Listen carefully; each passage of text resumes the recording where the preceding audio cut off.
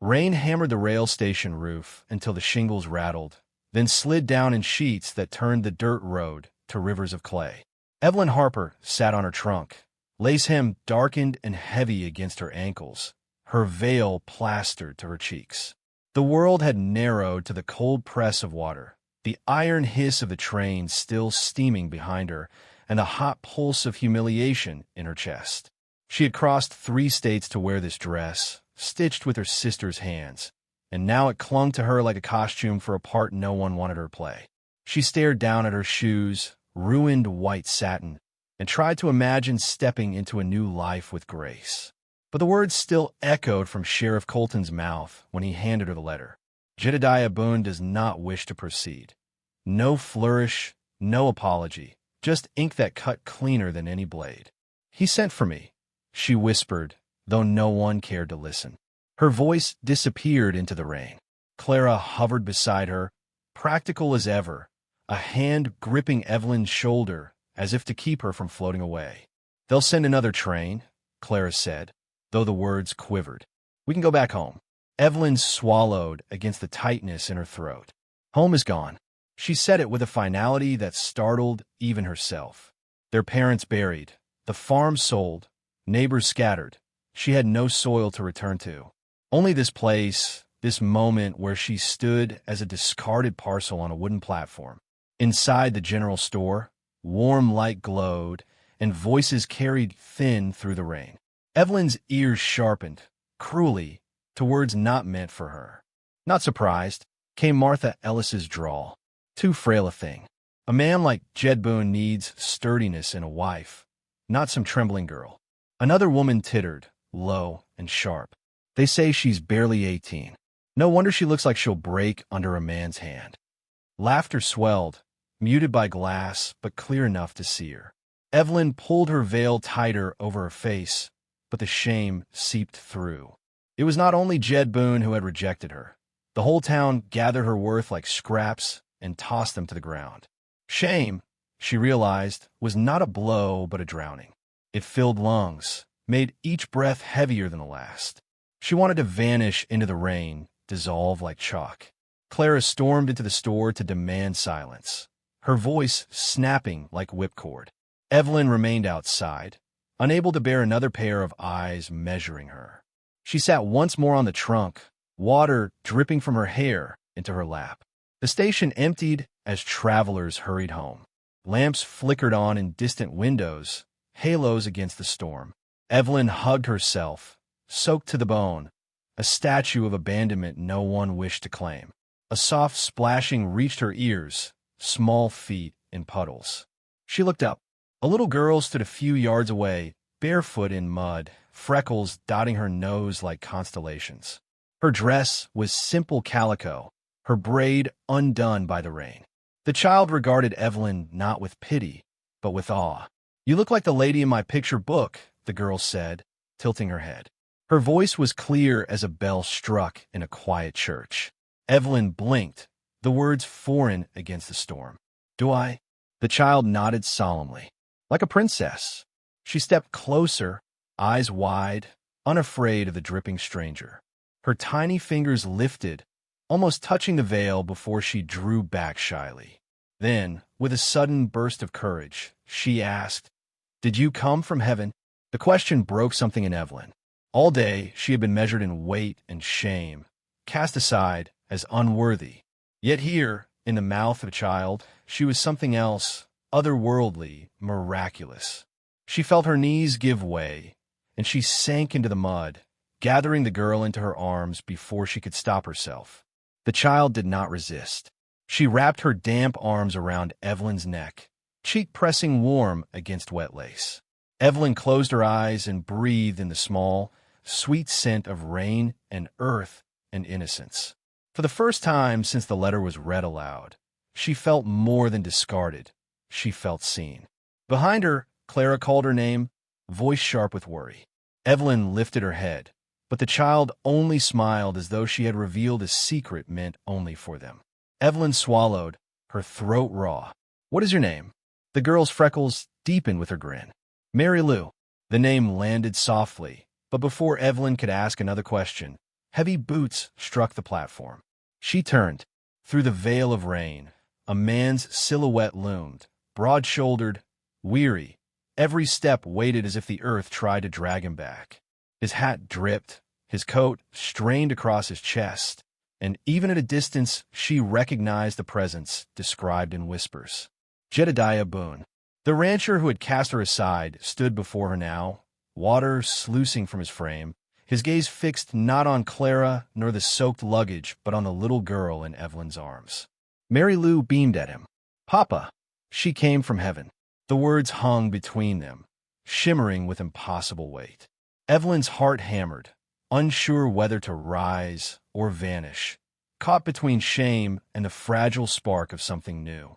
And as Jed Boone stepped closer, his eyes finally meeting hers, Evelyn realized the letter had not told the whole truth. Jed Boone stood dripping in the rain, the brim of his hat shadowing eyes that seemed carved from years of labor and grief. His presence filled the platform as though the storm itself bent around him. Evelyn clutched Mary Lou tighter, her soaked dress clinging cold to her skin, her pulse thrumming with fear and something stranger, an ache that was not rejection, but recognition.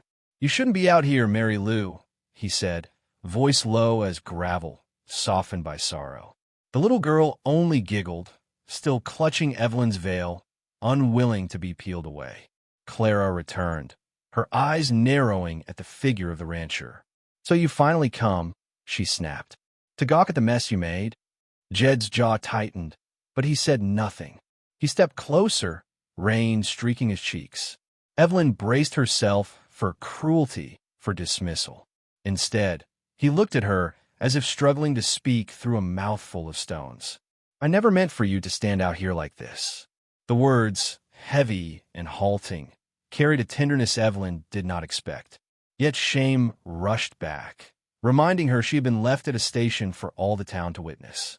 She pulled Mary Lou gently to the ground, smoothing the child's damp hair, then rose to face the man whose letter had undone her. "Why call me?" she whispered, voice catching, "only to cast me aside before we ever met." The storm filled the silence between them. Jed's gaze flickered to Clara, then back to Evelyn. His broad shoulders seemed to sag beneath invisible weight. "Because they laugh at me," he said at last. "They see a man too big for grace, too clumsy for tenderness. I thought sparing you that mockery would be mercy." Evelyn's breath caught. Mercy. The word twisted inside her, at once cruel and tender. She searched his eyes for mockery, but found only a hollow fatigue that matched her own. Shame had not been hers alone. He bore it too, thick as the mud under their boots. Days stretched on after that meeting, and somehow Evelyn found herself at his ranch. It was not a home full of welcome, but a place built from silence and routine. Jed worked the fields, sweat darkening his shirt, while Evelyn tended to Mary Lou in small, deliberate acts. She brushed the child's hair, taught her a hymn, mended a torn sleeve with fingers still trembling from uncertainty. Jed noticed without speaking. Sometimes she'd find a folded blanket left at her chair, or her shoes dried by the hearth. Once, she set a bowl before him at supper, and his roughened hand brushed hers in taking it. He looked up, startled by the briefest spark of warmth, then lowered his eyes again. Their romance was not spoken, only traced in gestures fragile as spider silk. But the town would not let her live quietly. At the mercantile, whispers rose like wind. Asterisk, she stays in his house without vows. Asterisk, asterisk, shameless girl, cast off and still clawing her way back. Asterisk Martha Ellis, with her sharp tongue, was the loudest. She came for marriage and settled for less. A poor girl's desperation, that's all. Each word burrowed into Evelyn, heavier than her sodden wedding dress had ever been. That evening, Clara came to her, eyes fierce with love and worry. "They'll never leave you be," she said. "But if I marry him, they'll hush. They'll see order where they see sin now. Let me stand in your place." Evelyn stared at her sister, torn. She wanted to protest, to cry that her heart was already entangled with Mary Lou's laughter and Jed's quiet gestures. Yet doubt gnawed. Perhaps Clara was right. Perhaps Evelyn was too frail, too shame-soaked to endure the town's judgment. And so Clara wed Jed Boone in a hurried ceremony, the town appeased by the sight of vows spoken aloud.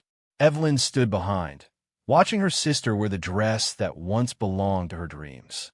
Jed's eyes lingered too long on Evelyn, even as he said the words to Clara, and Evelyn turned away, her chest tightening with grief she dared not voice. Nights became unbearable. Mary Lou would creep into Evelyn's room, curling against her side, whispering, "I don't want her as Mama. I want you." Evelyn stroked the child's hair, her heart breaking with every syllable. Yet she said nothing, because silence seemed the only safe language left to her. But storms have a way of stripping silence bare. One evening, thunder rolled and rain lashed again as it had the night she first arrived. Evelyn walked into town for supplies, cloak drawn tight. Martha Ellis spotted her under the lamplight and seized her chance. "There she is," Martha sneered, loud enough for the gathered crowd.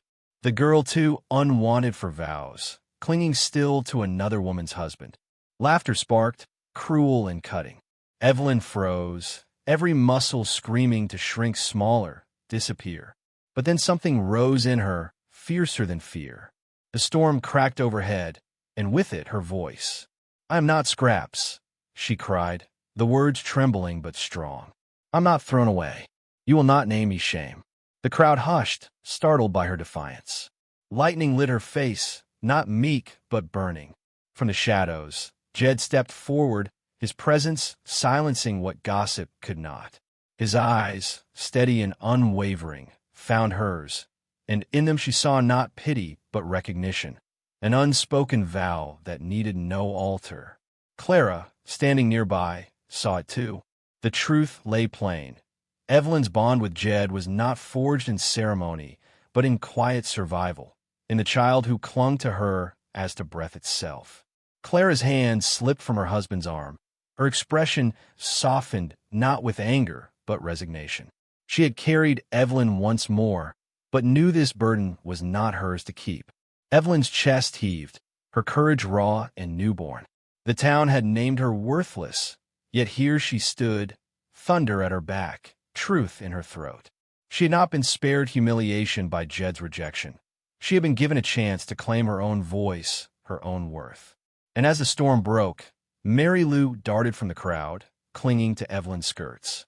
"Mama," she whispered fiercely, as if the word had been waiting all along. Evelyn bent, gathering her close, and when she rose, Jed Boone's hand reached, slow, hesitant, to rest over hers. The town watched, silent now, as if afraid to breathe against the storm's judgment. Evelyn met Jed's gaze, and for the first time, shame did not drag her under. It lifted, fierce as lightning, steady as rain. And yet, beneath the hush of the storm and the crowd's stunned stillness, one truth pressed against her ribs with the weight of revelation. This battle was not over. The vows spoken, the gossip that lingered, the fragile bridge between sisters, all of it teetered on the edge of collapse.